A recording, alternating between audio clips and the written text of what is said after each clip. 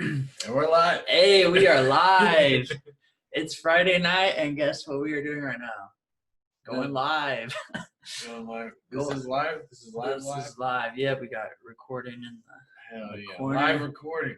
Live recording. Man, So about the actual live recording, though, we tried to go live on YouTube, and I guess I had too much shit on my computer, you could say. James the doctor said the computer was near death, and then he had to step in. I'm giving him some PC prescriptions, and he's gonna be fine. Okay. Need a little PC ventilator for a bit, but he's gonna be okay. Yeah, to those who were waiting in the lobby, no one gives a damn about Mike's computer if it was operating all right or not. But yeah, we are filming now. But hey, hope you're all having a good week. Thanks for tuning into Airwaves, the Myke Alcaraz podcast. Some could say we have a local celebrity in the house. I wouldn't say that. Wouldn't say that? We got James Houpt with us, Wichita, big dog here in Wichita. Thanks for making it out. Thanks for having me. Glad you could make it. Wichita, James, I know him from comedy, but once you actually start getting to know James at a human level, deep consciousness level, James is an interesting cat. Yeah. I hope so. Yeah. I try to be different. I take pride in not doing the same shit everybody else does. Yeah. Just come a little closer. We don't not picking it up enough. I just want to make sure I get, in life we get anxieties and stuff. But one of my biggest anxiety is just making sure the audio for these podcasts is going all right. But yeah, James is a local comic. I would say, I've talked to people about you, always good and stuff, and they said if there was a person to hear, go for 30, 45 minutes, it's James. Man, I don't know. I mean, I pretty much, the real secret isn't just that I'm crazy. The real secret is that given the opportunity, if I'm completely alone, I'll just talk out loud for hours and hours to think, because I think out loud because then I don't know. I have to sometimes think that way to get single trains of thought to come out as single trains of thought. I don't know if this makes sense, but so I've done a lot of, I can talk for a long time. The stage is yours. Yeah, well, and I mean, just getting on stage a lot, after a while, you just get to that point where you get more comfortable, and then all of a sudden you walk up there and you're like, oh, well, I'm just chilling. And then it's easier. But also, don't mistake it. I mean, it's not really all. Listen. I'm not gonna. A magician doesn't reveal his secrets. Okay, I'll leave it at that. But there's some science to it. It's not all magic. There's a method to the madness. But for those who haven't ever tried stand-up comedy, there are times where, like last night's Myke, there was 7 people in the audience. You'll grind and you'll go to shows and you'll say you're a comic, you're an amateur comic, you're a varsity comic, JV comic, but sometimes there's just very few people in the audience. But the important thing is just keep coming back, getting those repetitions, trying new things. Yeah, absolutely. As with pretty much anything else in life, I mean, it's literally a workout. You know what I'm saying? It's not your push-ups or your bench press or whatever, but when you get on stage, even an open mic, it's a workout. You know what I mean? Maybe you don't see an open mic as, oh, this is game day. Some people are like, oh, there's a difference. Some shows are real shows, but I treat every show like this is it. This is the game, because the audience, they don't know the difference. Mm-hmm. Especially if they've never seen comedy. They don't know what the fuck is going on. They're like, oh my God, they're interrupting me. What the fuck? Yeah. I wanted to get drunk and talk, Who or is this asshole?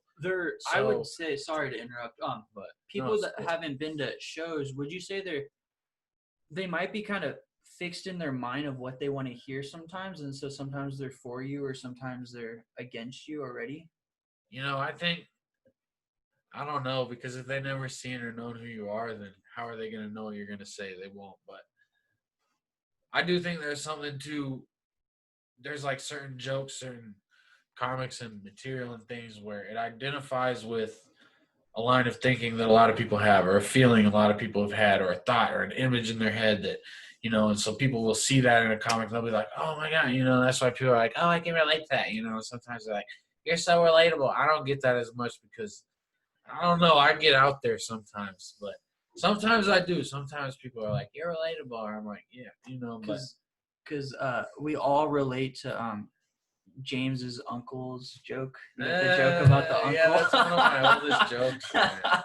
Why don't you give the viewers, the fans, just like a couple like jokes? Just just listen, to about feel my you. uncle. You want okay? So Any joke, just so the we joke can get is a feel for you. inspired by. If you want to see the jokes, you got to see me on stage. Barleycorns on Thursdays and once a month at the Looney Bin. Here in Wichita, we got two main venues. We got Barleycorns dive. Is that a dive bar? Would you classify that as a dive bar? Yeah, kind of. I mean, it's a popular spot, but it is kind of like a dive. It's like, I don't know. Yeah, it's basically a dive bar, but like the popular kind. You know what I'm saying? It's a good one. Yeah, it's a good spot, and we're very fortunate out here to have a place like Barleycorns be open to us comics. There's a lot of places. I mean, we got now it's, I don't know, the 26th. There's a show going on. It used to be Van's Nightclub. It used to be the 40 Plus Lounge. It used to be whatever before that. I don't know what it's called now. Kansas Collective, but so there's all sorts of venues around, and I guess what's Looney Bin, Bourbon Street. I mean, obviously bars but there's stuff going on. Last year was different, but it's weird because we're in the middle of nowhere, right? We're in Wichita, Kansas. Nobody knows where the fuck this is. Nobody's ever heard of it. They're like, what? Where is this? Wichita? We never even thought this was on a map. They've never heard the name. But at the same time, in 2020, the whole world has been shut down except we've been chilling. We've been here in the dub. We've been just living our lives. Well, at least the brave. We've been out here killing the game in 2020. Yeah. So we've been like people in California, like y'all haven't really been out too much this year. Like poor bastards. Yeah. Listen, I'll pray for you. Yeah. We've been back in like the bars since like May. Well, shit. I mean, I went to Kansas City in April. I mean, and things were open. Well, nah. I heard now even they're still not that open, but the comedy club in Kansas City is open. They might be. I think they're the only club that's open. I was just in OKC recently, and they've got a lot going on. Oklahoma's still going on. So I guess we could always travel to nearby states and stuff too to expand. Yeah, we can. But if you're in California and thought you were cool for however long, all of a sudden this year the Chiefs is kicking ass in football, and the Midwest is where it's at. Everybody wants to be here now. This is crazy to me. We all wanted to leave our whole lives. Okay, nobody. Don't tell me. I mean, it was just the last couple of years when I was like, yeah, this is my city. This is awesome. But a lot of people wanted to leave Kansas. And now all of a sudden, there's a spark. There's a little spark. It's a special little place out here. But a lot of people are coming here. It is growing. Going back to comedy real quick. I guess we're still on this topic of comedy, but that's the central theme today. But David, the guy we used to know, and what he forecasted Wichita to be like a mecca for comedy of somewhere up to like LA, Chicago, New York, and that's where he saw Wichita eventually becoming. And do you think that's a far-fetched dream or vision, or do you think we have it? The potential is here. Listen, I'm not that well traveled or cultured. All right, so I've never been to Chicago or New York, or I've seen these places on YouTube, but I know we have a lot of talent here. I know there's an incredible amount of talent in Wichita. I mean, top class. Like, I know just from being exposed to everything that's out there on the, fuck what Netflix is and Amazon Primes and all that is putting out. We've got shows here that are killing it. I mean, you can see everything here. You got comedy, poetry, every instrument, every rapper, listen, all we got to do here is work and fucking, create, there's a lot. It really, I don't know. It's a place where there's a lot of creativity here in Wichita. This city in particular. Yeah.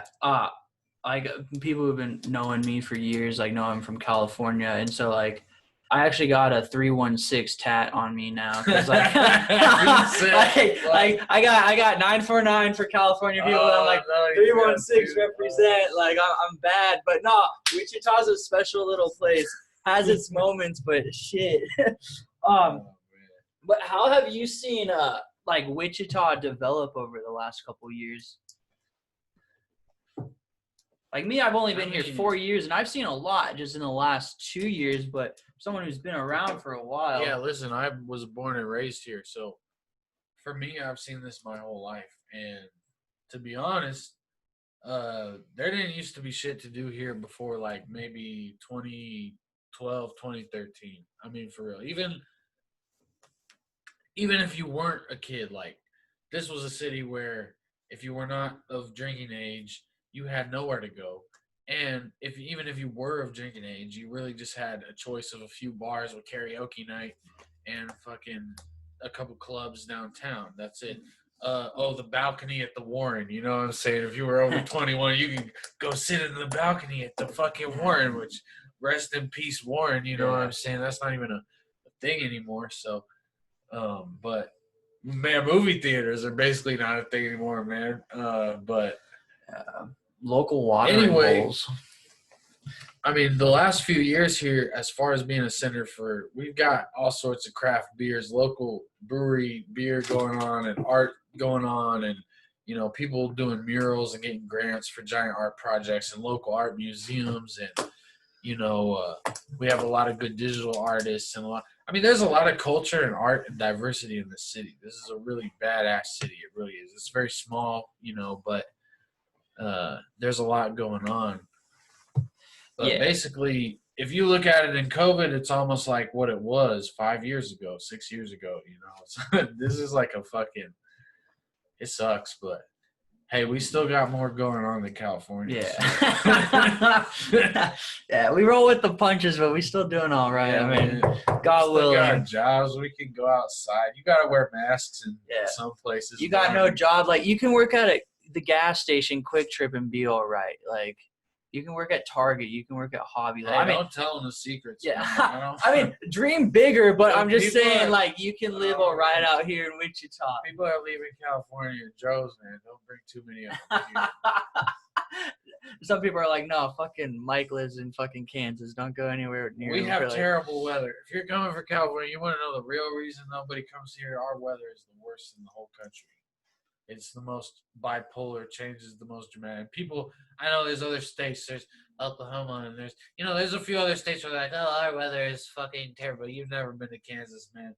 You know, this is the air capital of the country. This is also the fucking wind capital of the country, the dust capital of the country, the fucking rain out of nowhere, torrentially part of the country. Listen, I've been to other rainy places, okay?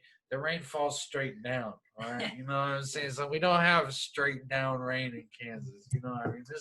This rain slaps you in the face. We have pimp slap rain. And then when you get the wind, too, it's like, yeah, man. I mean, you know, if it's 30 degrees here and blows wind, all of a sudden it's 0 below. And it still can hit 0 and below. So there's a reason people don't want to live in the middle of the plains. You know, there's no natural protections from weather. But at the same time, I don't know. It's not a bad place. Not a bad place to live. Not too bad. Not too bad. All right, pace of life. Even though I'm still about to move, but yeah. You're going Oklahoma. So you were telling me this yesterday. We were talking. You want to kind of create like a studio when you get to Oklahoma, like an entertainment studio. Yeah, I'm gonna go move to Oklahoma. Go into a little detail about that. Basically, the plan is Kansas has one last chance, but they're not going to do it by the end of next year when I leave. But if Kansas was to legalize, I might switch up my game plans a little bit. Man, fuck y'all, son. I'm out of here, dude. But, yeah, I'm going to be going down to Oklahoma. And thing is, I'm going to build a studio. So I'm going to have – and not just like – this isn't just like a regular, like a little microphone and a fucking camera setup, okay? This is Hollywood and Oklahoma. Man. I want to be able to make anything. If you want to make a movie, you can make a movie. If you want to make a cartoon, you can make a cartoon. If you want to do a podcast or a sketch comedy or a skit, you can do that. But not only just that. Music I'm video. talking about music videos. I'm talking about video games. Listen, I'm the type of person. Hey, he just said casting couch porn in my ear. So, but the truth is, if you wanted to do it, you will be able to do that in this studio. It's not like it's going. Listen, I'm moving to the land of Tiger King, son. Anything is possible. But it's also there's a lot going on, but that's the idea basically. But I want to try to bring everybody together. Like I still have a lot of friends here and family here and everything. It's only a couple hours, but the idea is get some property set up, a studio set up, and then boom, bring everybody together and make shit. So it'll be pretty badass. Just well, I mean, I've been telling, I guess I've been talking about it for a little while, but I guess this is only does this count as a public?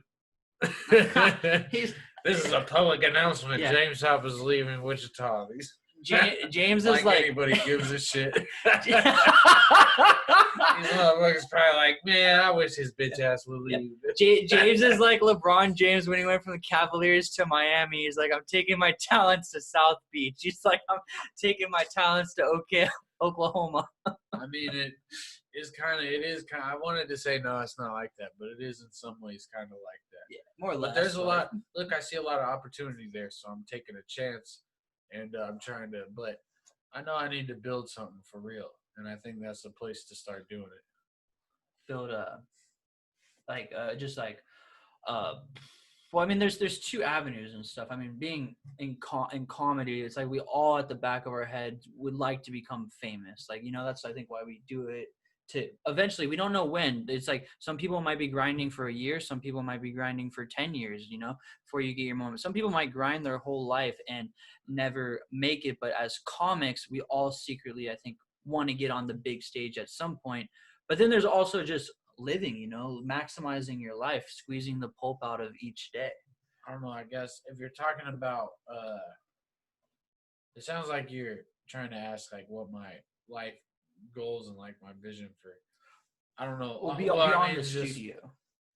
Beyond the studio, yeah. I mean, as a whole balance. Well, I'm a pretty, this is a pretty big advancement because to understand that I want to build a studio is it's like a revelation from within my soul. I mean, in a way, because I'm a very minimalistic individual. I don't like having a lot of things.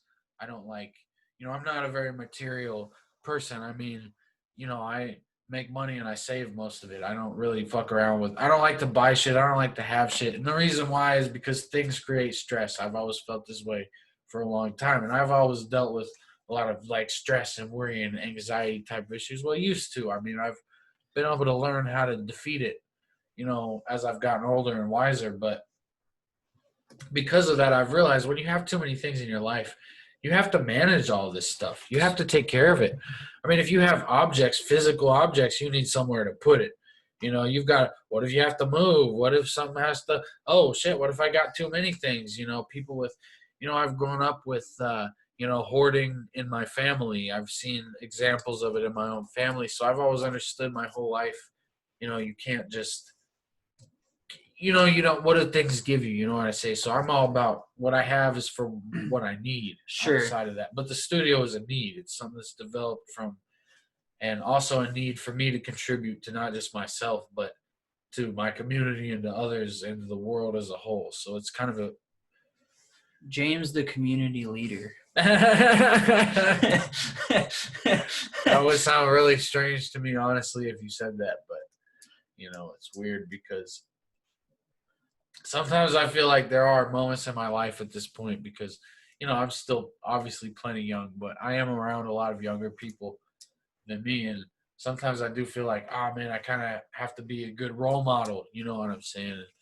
I don't know. Maybe that's just, maybe I'm just feeling myself, or maybe that, is just some ego thing or whatever. Maybe it's not true. But sometimes I think I need to make good decisions because there are younger men around me who are looking up to me in some way. And I don't know why, and I don't think they should, okay, but they are. So it doesn't matter what I think. So I have to kind of be a good example to some extent. What Hey, James, the stage is yours. I got to step out for 1 sec, all right? Man, Myke is leaving us. This just became the James Houpt show. What is Man, but anyway, on that same train of thought. Sometimes, but I don't like to get in my own ego, okay, if anybody's watching and listening right now. But it is weird. Getting a little older is weird, you know? Not even really getting old, but approaching 30. Approaching 30. That's this age range right now. Oh, man. 30. I just turned 30, man. You feel like you're on a different side of the fence. I don't know. I'm trying to not. I feel as, young and healthy as ever, but I take care of myself. I'm doing my best to not, eventually once I make it, you know what I'm saying? I'm trying to be on that. I call it the Joe Rogan plan with all the testosterone and the fucking supplements. And I want to listen. My uncle does that shit. He's 50-something. He looks great.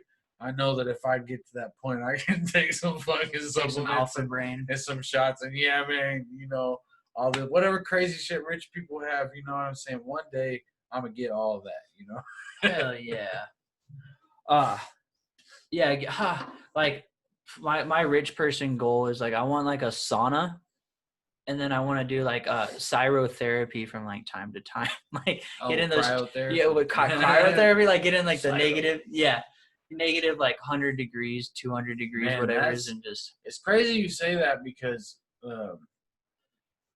cold is really good, and I know this from personal experience because of cold showers, which I don't really do a whole lot of anymore because I don't have to. But I used to have a lot of, crazy shit when I was a little younger. I had all these psychology issues, according to doctors anyway, and they tried to give me all these drugs and all this bullshit. And it basically fucked me up even worse than I ever was. So I had to learn on my own, how do I deal with this? How do I figure out how to manage my own mentality and psychology to the point to where I'm not, freaking out every day. And one of the keys to that early on was cold showers. I read about, German water therapy, which was an old technique used in Germany where they would go from warm temperatures to cold temperatures, like 40 degrees, and then up to like 65 degrees, and they'd alternate it. And I don't think it was Charles Bukowski, but what do you know about Charles Bukowski? That guy's like the godfather of obviously everybody, he's a very infamous author and writer. Definitely. He was very prolific and also known to be eccentric and crazy and all this. But deep guy. Deep, yeah. But I don't think it.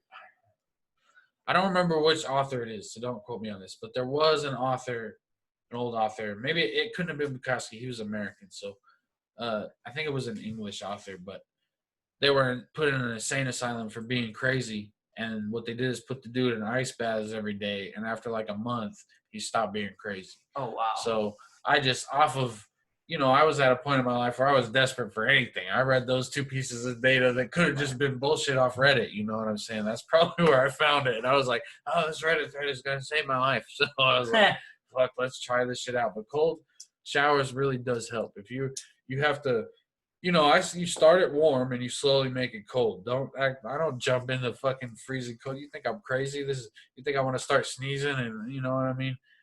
Actually get sick off the shit? No, man. You start warm and make it cold, and then you breathe deep through your nose, out through your mouth, and focus on that for a second. Let it hit your chest. Let it hit the back of your head.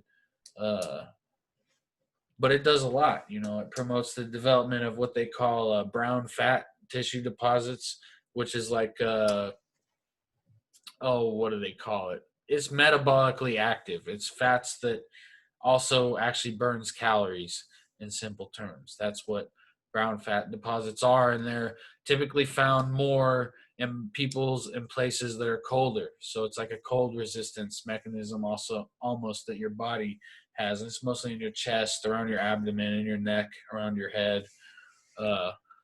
So, supposedly there's tons of benefits. I don't really know. I'm not an actual scientist, but I know for me personally, if you're having a lot of panic attacks, if you're having a lot of anxiety all the time, it's crazy, and the drugs aren't helping you, they're making it worse like they did for me, because I was crazy, son. I was panicking every day, all day.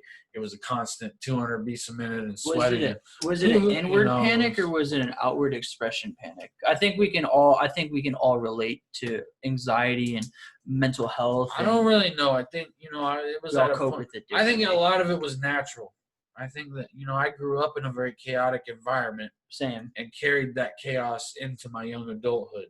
And I think that in my later teens, early 20s, I was carrying a lot of this psychological pressure of my early childhood and life, which I didn't, just was barely becoming aware of. But also, it was a time in my life where, you leave high school, all your friends move away. You know what I'm saying? You have no friends anymore.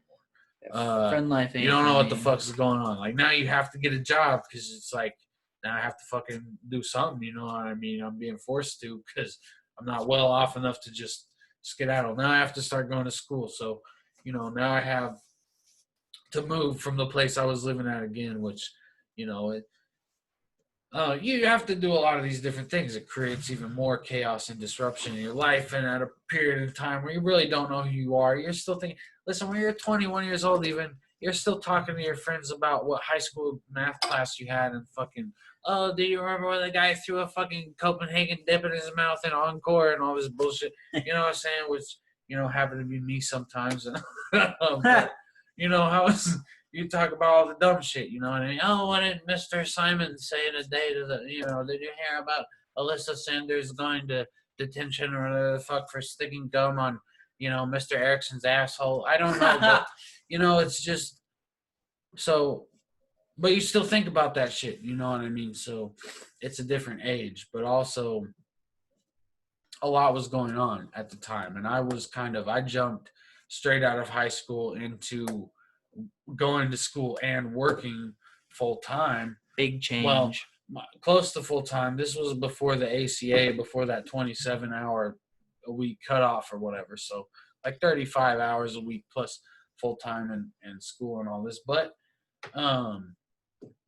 so it was a crazy time in my life, is what I'm saying. And so I had a lot of, but my doctors put me on SSRIs, which I'd been on as a child. I've been on all sorts of drugs my whole life, which experimental drugs too, experimental surgery. I've had a lot of weird shit medically going on as a kid and all that, so it affected me a lot in that way too. But they would put me on, Lexapro or other SSRIs, or they would put me on. One of the worst ones was Ativan, which is lorazepam, and that's its drug name, its real name. Ativan is a brand name, but it's a benzodiazepine, just like Xanax, diazepam. And the problem with it versus other benzodiazepines is that it's a shorter acting metabolically.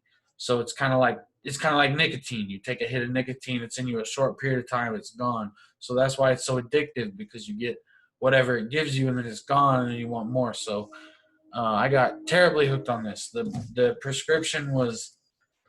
This was Ativan, you're saying? Yeah, it was called Ativan. I was diagnosed with, even as a kid, they gave me diagnoses, but as a young adult, panic disorder and, anxiety, generalized anxiety disorder / panic disorder. So it was so severe that at a period of time I was basically like completely crippled just by, it was weird. It was like, I don't know. I can't really explain it, because it's a psychological thing, but at the same time, it's like it affects you physically. But it's almost like you're freaking out so much that your heart's always racing, and it could have been. There's a lot of different factors. I used to do a lot of drugs and a lot of crazy shit. It's not like I maybe set myself up for this. Okay, so maybe it was karma in some back ways, to the therapy. You said cold showers was something you saw that helped with basically kind of lower anxiety, mental release. Okay, so I started smoking weed and taking cold showers, and that was the best combination. That was the best combination. Those were the two things that was actually helping me not freak out every day after.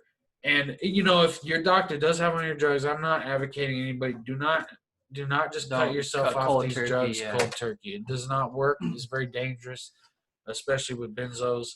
So don't just consult your physician. I consulted my physician. We made a plan. It took months and months, but I was able to get off of these drugs. I still had like muscle spasms and twitches and all kinds of weird shit for a long time after that. And but the point is, yeah, cold showers helped a lot. Cannabis helps a lot. And I wasn't like, when I was younger in school and in high school and all that, I didn't even really like smoke. I didn't really like weed that much because it freaked me out. It made me scared and anxious. It made me think about too many things introspectively that I wasn't ready to touch yet. So But when you saw it as a medicine, once I realized this is a medicine, this can actually help me with something that the drugs they're giving me can't do anything about. The drugs they're giving me, in fact, makes it worse. I have terrible reactions to SSRIs. I get very vividly suicidal and homicidal ideations and visuals when I'm on those drugs for an extended time. There's a known effect in certain people with a liver metabolite that have an overreaction to these drugs, and possibly I have that, possibly something else, but I can't take those, okay? So I had to find my own way to solve it. finding your own way. Yeah. And I think at times in our lives, we have to dig deeper and we have to find our own way, or we succumb to what we don't want to succumb. And I mean, I think everyone fights their own fight. Everyone's fighting a different battle that you don't necessarily know about from the perspective. It's like, I just turned 30 and believe me, I've wanted to get on. I know something's going on and I've wanted to get on prescription meds for a while, and I'll talk about this in another episode. I have a brother who's bipolar schizophrenic. And so understanding that world and the meds that he's been on his whole life has made me like hesitant. But as I've gotten 30, I know there's things in my head that I've tried personally. Like some of the therapy techniques that I do is visualization, deep breaths, walking. I feel like I get so much anxiety built up on me where I just have to walk and walk and walk to get a release. With it being cold now, I'll go to Target or I'll go to Kansas Star Casino and I'll just walk around to get that release, that tension release. And so those are some of the things that have helped me from a mental health standpoint. But being 30, not that that's like anything, but I'm on the verge where it's like, I want to finally, for the first time in my life, seek some professional counseling, because I've been trying to work through things my whole life where I'm like, okay, it wouldn't hurt to get a couple therapy sessions. But then there's the whole, do I go to the therapy and then do I get on the med, or do I learn how to just keep fighting this fight? Because we all fight fights. We all have walls. We all have demons that we need to take. And sometimes it's one at a time. And it's like, we don't know if this is a fight that's going to end today, next week, months, or sometimes like years. Yeah, actually, I'm glad you bring this up because I am someone I think who's qualified to speak on this, because I've suffered and struggled through all this stupid mental bullshit my entire life. And I'm blessed at this time. I don't have, the familial issues that you have to deal with at this. I'm at a point in my life now where things are pretty easy for me. I'm not going to lie. So to be honest, that does help too. But I'm glad you mentioned walking, because walking is incredibly my important. favorite. I mean, our bodies are designed to walk, basically. Our whole skeletal structure and muscular structure is designed to, walking is like the thing, humans should be walking most of the time, really. Seriously, miles a day. For real. And that keeps your metabolic processes in order. And I definitely have noticed in myself when I am in periods where I do a lot of walking, it definitely does help. And I exercise a lot. That is part of my, but the mental health stuff is hard because some of it is your life situation. Like some of it comes from real places that are like, hey, asshole, here's a problem and you got to solve it. And if you don't fucking solve it, your brain is going to harass you day in and day out until it's fixed. And so sometimes you just have to deal with the real shit. And sometimes it's unfair, it's unjust, but you have to fight it. You have to put up the fight. Listen, you can complain about, I try not to complain a whole lot myself, although I do internally a lot, bitch and moan about everything because, of course, things suck sometimes. But it doesn't matter. Reality is reality. There are things you just have to fucking work through. But still, you just there's forgiveness, and there is not to sound like a hippie or anything, but it's just radiating being a good person, just being humble, being kind, being loving, help your neighbor, Yeah. because that's it. That shit right there, even when you don't think of it, is compound interest, and when you least expect it, it will show up. Not by who you might want to receive stuff from, but it will show up. I think that's true too. I wrote a note about this on Facebook. I wrote a piece. What was your note?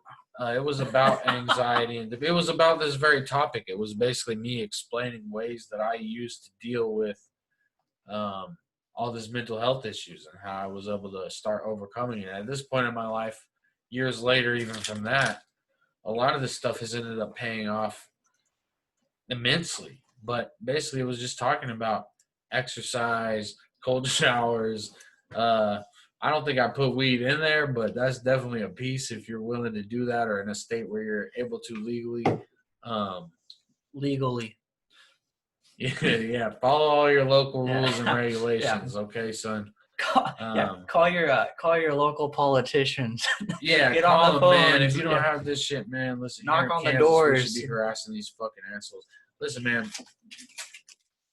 Laura Kelly, our governor, comes out with a list of 60 recommendations to help improve the quality of racial justice and equality in Kansas, which, I like the sentiment of that. I agree with the sentiment of that. But the one thing that wasn't in the, well, I didn't actually read it, but I should read it before I say this live. But the thing is, I hope it addresses the fact that prohibition of and the war on drugs is a huge driving factor of the issues with racial oppression and the justice system and the legal system and the government. It just is.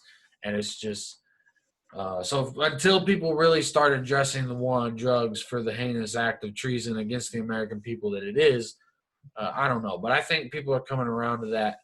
And anyway, but I don't know. I mean, I think we should legalize all drugs. I have crazy views on that too, I guess. But legalize, regulate, take care, but all of it. Now, I don't think prohibition works. But anyway, now I'm getting sidetracked. I don't remember what was the subject. Oh, anxiety and mental health. Yeah, it's important. I mean, I think one of the big things too is nutrition. I don't think people talk about this enough, but what you eat affects how you feel. Okay, and it affects your brain too. It doesn't just affect your brain is a part of your body. I don't know why this is so hard for people to comprehend, but like your brain is a physical object.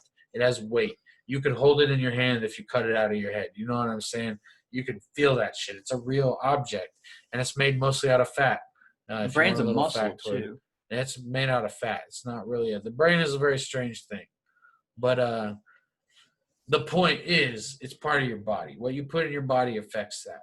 So, I mean, just try and don't eat a bunch of sugar. Don't eat a bunch of processed food as much as you can avoid it. This is a tough subject. It's easy for people to say that when they don't have to deal with the fact of actually going to the grocery store and feeding a family or feeding whatever they have. I get that. Yeah. But for me personally, even simple things like, hey, just eat mostly meat. Throw some broccoli in here, eat some bananas, and just focus on tuna's pretty cheap, eggs is pretty cheap, McDonald's fast food's also cheap. And that's Catch 22. Yeah, if you want to feel good, fuck with the dollar menu. Yeah. Which, by the way, is no longer the dollar menu. Now it's the 2 for $2.50 menu at some McDonald's. Still a good value. And that's inflation. So if you want to know why they shouldn't print more stimulus checks, that's why. Because the McDonald's will get more expensive. But you'll get $1,200, but you'll be spending an extra $1 at McDonald's, or I don't know. But the point is, what were we saying? Yeah, I mean, that's a part of it too. People don't like to talk about that because of fat shaming. I guess they think people who think fat shaming is a thing, but fuck you guys. Who cares? Yeah, I'm pretty cold on this one because growing up, I had a grandmother who hated fat people more than anything. And she was super healthy. And she had all of her original teeth in perfect condition until the day she died at like 90-something years old. But she was crazy. She got Alzheimer's and lost her marbles. So, I mean, it doesn't all work out, okay? But So even growing up, like I was harassed a lot for any time I would be chubby or gain weight, or I mean, you just so it's always kind of been ingrained in myself to manage my own body weight and everything. But that's how I've learned that you can, and as a kid, I was a pretty husky kid. I mean, with I'm Jinko at my jeans and huskiest right now. I weigh like 184. yeah, I don't know. But so we've talked a little about, like, we start with comedy, and then we went to like mental health and like nutrition. But James was actually telling me you want to start kind of like a fitness channel where you kind of do like instrumental like fitness advice. I don't know. The thing is, I want to teach people how to use their own bodies to like the best. I don't know, to like. So I've been fucking with calisthenics all year. I've been working out just body weight exercises all year because, well, I basically had to at the beginning of the year. Gyms were locked down. I wish I did that like shit. But yeah. But what I've realized is, I've made a lot of gains. Put on a lot of lean weight. I've got a lot stronger. I've been able to do a lot of different moves and things as I go on, and I'm like, dang, this shit is the truth. And and it's fun. And I would just want to show people how you can just use your own body to get stronger and in better shape. And I don't know, also as a tool of just, I don't know, self-improvement. And I don't know, it's just good for you. It just feels good. I want to teach people that, I had a lot of health issues as a kid. So that was a big driving factor in me being focused on exercise and nutrition and all of these things in life, is because to me, I was already at a disadvantage in the health department. So I was like, okay, I actually have to pay attention to this shit because I already have problems from birth. So I don't have a choice. Okay. And, as a kid also, I didn't really get to do a whole lot of active shit. I was sick a lot. I was in the hospital a lot. I spent a lot of time in hospitals. A lot. So I didn't really think about, I wanted to play sports and stuff because I have friends that did it. I had, cousins and family that did it. And I was like, oh, that looks so fun, whatever. But, I was able to be in some physical activities when I was healthy, but it didn't ever work out with real sports. So once I got to an age where I was healthy enough to really start doing it, I never took it for granted. I've always enjoyed being active and using my body, and because it's a gift, man. I'm grateful for it because, I didn't have that shit the whole time. Because before COVID and whatnot, you were doing what? Not UFC, but you doing like Brazilian Jiu-Jitsu? Yeah, I was training the Jiu-Jitsu school for a couple years, a little more maybe. And hey, they don't know yet. I'll be back eventually. So. Ha! Yeah. Not who you calling out? He stayed in his return. He stayed in his return. There's a lot of people I want to see. There's a lot of cool people at the gym. There's a lot of good shit going on. Hey, they've been killing it this year. But yeah, that is the one activity that because of COVID, I was like, nah, man, I'm sorry, guys. I gotta wait until it's safe. Step out for this one. I mean, come on, dude. I hate to break it, people, but there's only one way you can get closer to another human being than that, and it doesn't involve wearing a gi. Okay, yeah. It doesn't involve wearing anything. Wearing anything. If you're trying to spread a fucking virus, that's probably the most efficient way scientifically that I could think of to do it. Get a bunch of sweaty fucking people in a room smashing each other on the floor, for hours at a time. Yeah. Sounds real COVID safe. I know. Look, I'm not as super concerned about COVID as most people are, but that was one activity that I was like, unfortunately, and because I have asthma, I have a respiratory chronic disease. I'm like, unfortunately, I can't do that this year. That's the one thing that I can't do, and it's nothing personal, and I miss it, so I'll be back. But yeah, I was training, and it's also something I used to do, when I was younger too. It's not like it came out of nowhere. Yeah. I never trained Brazilian Jiu-Jitsu specifically, but I had done little boxing and wrestled and stuff like that. So yeah, this year, some of us took advantage of the free time we had. Some of us didn't. For me, daily workouts weren't a thing, but every few months I would wake up and I'd just run like a half marathon. I'd be basically crying and in pain and stuff, but I was using it more as like a mental thing, mental walls, mental barrier. I didn't care. I was shutting down the physicalness. It's like if anyone's looking for a good book, there's a book called Man's Search for Meaning by Viktor Frankl. Oh, I've read that book. Yeah, where he's basically stripped of everything physically except for his mind. All he has left is his mind. And when things got as bad and tough, it wasn't even COVID. COVID was bad, but I had other life stuff going on, and I would just have to run to get through like those hurdles and whatnot. And so, unfortunately, I'm not one to give athletic advice because that's like I'll do something crazy every couple months, but I don't do the daily discipline stuff. Like, just like last month on my birthday, I ran an Olympic triathlon, like no training, just kind of went for it. I'd been swimming a little before and I treaded water for 90 minutes without touching the bottom, but I don't do workouts. I just push. I let my mind take over. And while I'm doing something crazy, it's also kind of like just a mental warfare for a couple of hours. And I know if I can get through this, I'm going to be okay with whatever I'm dealing with. Yeah, that's I'm kind of the opposite of that because most people are. I have the strong mental game because of what I had to go through physically as a child. So I was able to develop that man's search of meaning myself with my own near-death experiences and struggles and having to escape that with just the strength and abilities of my mind. So I kind of had an experience of that my own. But I've always struggled because of that and not being in a normal situation socially and growing up and all that. I struggled always with discipline. So for me, I'm the opposite. I have to do regular workouts. I have to work. In fact, I work out pretty much every day. That's so good. Not too many. It's not always crazy. It's not always a lot. But sometimes it's more. Sometimes it's less. But I make my bed every fucking morning. You know what I'm saying? But I have to train myself to be disciplined. I grew up in a very chaotic, free-form type of situation. So discipline is something that I've lacked. They say up until the last couple of years when I've really started working on it.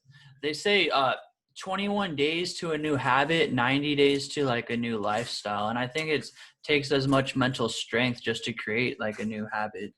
I think it can take more than that.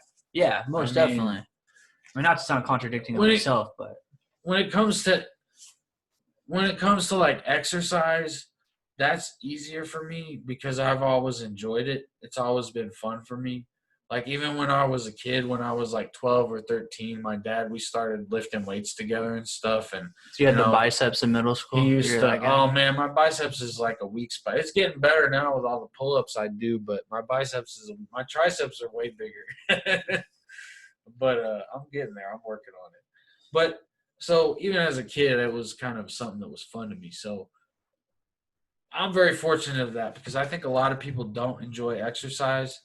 And I think body weight stuff is more fun because eventually you can do more cool stuff and it's like exciting. But I don't know how to get somebody who doesn't enjoy that feeling of that grind and that burn and that push to enjoy it. I don't know how to make somebody – I don't know if you can, man. It's like you got to partially enjoy being in pain to fucking really like this shit the way that you have to. I mean, you don't have to kill yourself, definitely.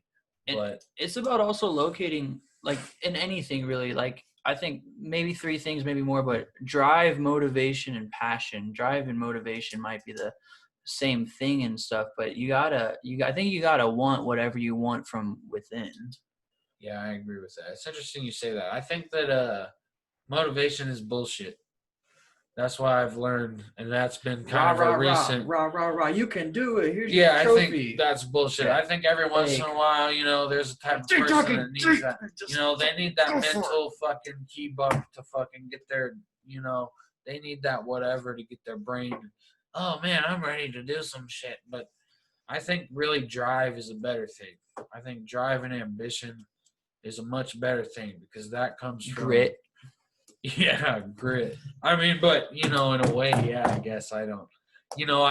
I have this problem in my life where I can only stick with things that I have fun doing. Everything else it's really hard for me to do anything that I don't enjoy. So I don't have to worry about that grit as much because everything that I stick with is You something I enjoy. truly enjoy doing. So I love it. So, And that's like comedy, kind of going back to comedy and Yeah. stuff. It's like you enjoy it, you have fun with it, but I think yeah, I love it. to get to that next level, is that where that grit comes in?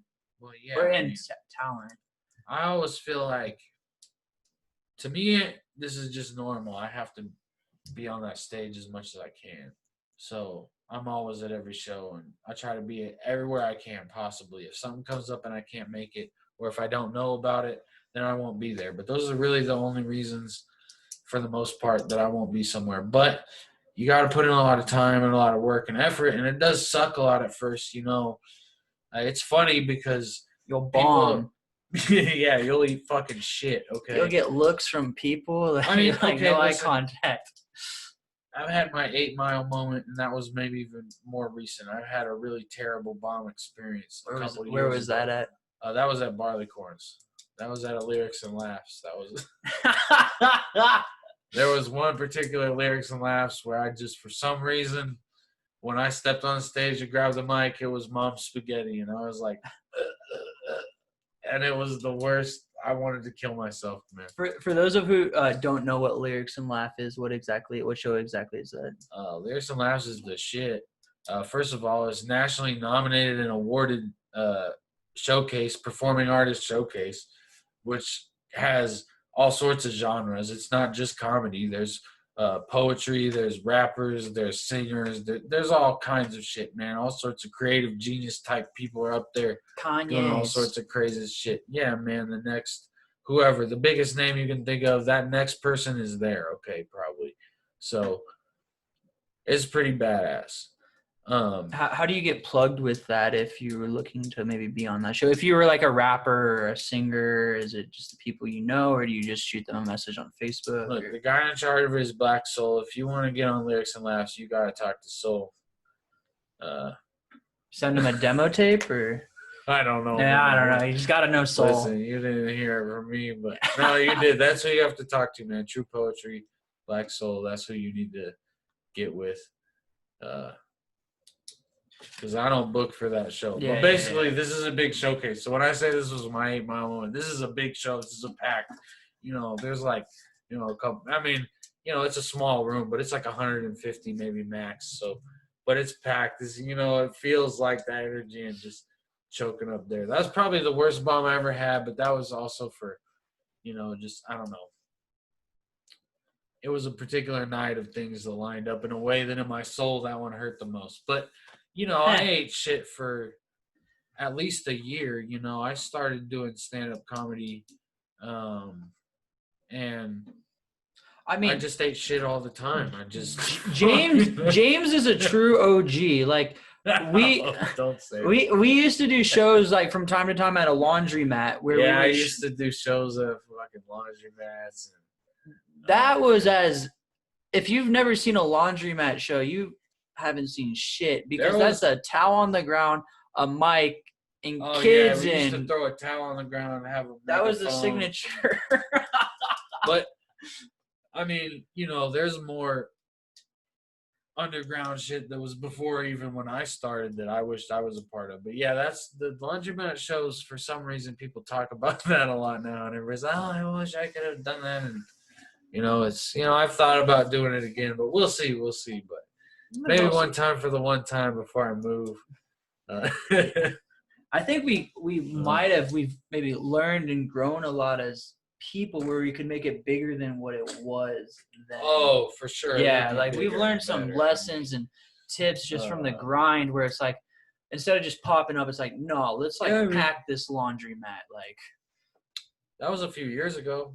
At this point, about 3. Yeah, at this point, yeah, it really has been about 3 years ago. It's been a while. So, but so much just started happening that it was hard to just keep doing those and every other show that was. But I mean, also like you had what, 1 or 2 shows at Keeper of the Plains? Oh yeah, that's genius, just genius. Well, the whole idea was we had this. It was part of a team. It was part of the production, GB Productions. That's you can still look up the Facebook page and everything's still out there. Check out the YouTube analytics where it's man, like you have 2 views in the last 3 months. It No, still kidding. does. It still gets likes and views. I still get notifications about this shit. But it was a joint effort. I had a business partner. It was a different time. But different time. Yeah, we went to the Keeper of the Plane. We had, and I still obviously have equipment to do this, but you just get a little speaker and a microphone and we just show up places and start Facebook Living, wherever we were at. And it was pretty awful for the most part. But it was something that wasn't being done. It was a new barrier, a new frontier. Yeah, I guess so. That could have turned into something. Look, the truth is there are no barriers, man. The thing about comedy is that nobody owns it. Okay, comedy's not like this thing that somebody, hey, I own comedy here. You can't fucking no, man. Shut the fuck up. I can go and tell jokes anywhere, man. Listen, I can sweet talk whatever bar owner or restaurant or fitness center or wherever the fuck I want to go and say, hey, man, what's a good date? You want to hear something funny? You know what I'm saying? And they'll give you a date, especially now, especially with COVID. Everybody wants to make money. Nobody can. They need entertainment to do this, so they want anything they can get. They want 8 broke comics to each buy one $2 beer. They want anything. So the cat's out of the bag, all right? So that was kind of the main idea behind it. We were going to do playground shows, parking lot shows. We had projects in the works. All this shit that's cool now. And COVID, we were already working on a couple years ago. Luncheons. Okay. Yeah, that's kind of funny you say that. I have a future project. I went with. We won't say his name, but one day me and him went and passed out flyers, and he got an altercation with the lady. He's just like he taps her on the desk. He's like, "Comedy, call me." After there was obviously a bad vibe. Yeah, you're just putting flyers everywhere. Yeah, but Lost Sock Production. Oh man, so. But yeah, I mean, it's pretty easy, man. And then you just share a Facebook event to everybody. And, I mean, getting something going around here is not that hard. Anybody can do it anywhere. Just takes a spark. Spark can turn into a wildfire. Yeah, okay, we'll just go with that. But we're probably going to be wrapping up. But is there anything else you want to add to this wonderful episode of Airwaves, the Myke Alcaraz podcast? Oh, man. Listen, man, I just want everybody to have a good time, all right? Hey, just have a good time. I hope you're having fun. I'm not super active on social media, to be honest. But every once in a while, I post on Instagram or I'll post on Facebook. What's your Instagram handle if people wanted to follow you? James Houpt, HOWP on Instagram, so it's easy to spell. Easy. That's pretty much it. I'm James ICT on Cash App and Venmo. That's as close to social media as I get, man. Listen. Hey. All right. Cool. Hey guys. Well, thanks for tuning in this week or this episode to Airwaves, the Myke Alcaraz podcast. Hopefully you enjoyed it. And James did talk about. We did take a little turn getting into we talked about the mental health, the emotional health, and physical health, and so we might have to just have him back for just some more tips and comedy and whatnot and stuff too. I would be happy to be back. Cool, man. Thanks for having me. Yeah, man. of course, dude. I hope your audience enjoys this shit. Yeah. So anyway. Cool. Well, hopefully you guys learned a lot. I learned a lot, and I will talk to you guys soon. All right. Hey, take it easy. All right. Bye. Ooh.